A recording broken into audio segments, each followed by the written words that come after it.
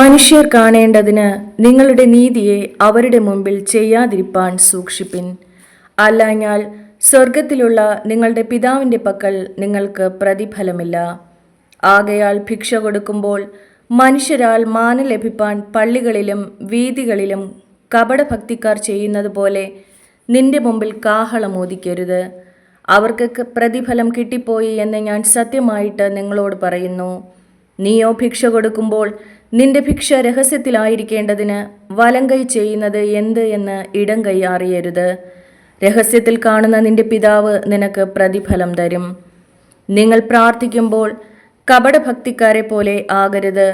അവർ മനുഷ്യർക്ക് വിളങ്ങേണ്ടതിന് പള്ളികളിലും തെരുക്കോണുകളിലും നിന്നുകൊണ്ട് പ്രാർത്ഥിപ്പാൻ ഇഷ്ടപ്പെടുന്നു. അവർക്ക് പ്രതിഫലം കിട്ടിപ്പോയി എന്ന് ഞാൻ സത്യമായിട്ട് നിങ്ങളോട് പറയുന്നു. നീയോ പ്രാർത്ഥിക്കുമ്പോൾ അറയിൽ കടന്ന് വാതിലടച്ച് രഹസ്യത്തിലുള്ള നിന്റെ പിതാവിനോട് പ്രാർത്ഥിക്ക. രഹസ്യത്തിൽ കാണുന്ന നിന്റെ പിതാവ് നിനക്ക് പ്രതിഫലം തരും. പ്രാർത്ഥിക്കയിൽ നിങ്ങൾ ജാതികളെപ്പോലെ ജൽപ്പനം ചെയ്യരുത്. അതിഭാഷണത്തിൽ ഉത്തരം കിട്ടുമെന്നല്ലോ അവർക്ക് തോന്നുന്നത്. അവരോട് തുല്യരാകരുത്. നിങ്ങൾക്ക് ആവശ്യമുള്ളത് ഇന്നതെന്ന് നിങ്ങൾ യാചിക്കും മുമ്പേ നിങ്ങളുടെ പിതാവ് അറിയുന്നുവല്ലോ. നിങ്ങൾ ഇവണ്ണം പ്രാർത്ഥിപ്പിൻ: സ്വർഗസ്ഥനായ ഞങ്ങളുടെ പിതാവേ, നിന്റെ നാമം വിശുദ്ധീകരിക്കപ്പെടണമേ. നിന്റെ രാജ്യം വരേണമേ. നിന്റെ ഇഷ്ടം സ്വർഗത്തിലെ പോലെ ഭൂമിയിലുമാകേണമേ. ഞങ്ങൾക്ക് ആവശ്യമുള്ള ആഹാരം ഇന്നും തരേണമേ.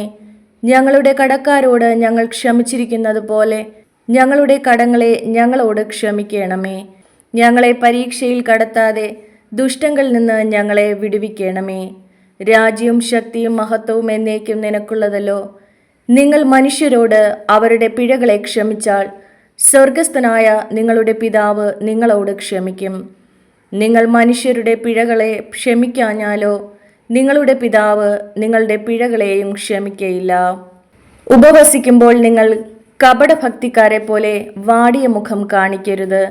അവർ ഉപവസിക്കുന്നത് മനുഷ്യർക്ക് വിളങ്ങേണ്ടതിന് മുഖം വിരൂപമാകുന്നു. അവർക്ക് പ്രതിഫലം കിട്ടിപ്പോയി എന്ന് ഞാൻ സത്യമായിട്ട് നിങ്ങളോട് പറയുന്നു.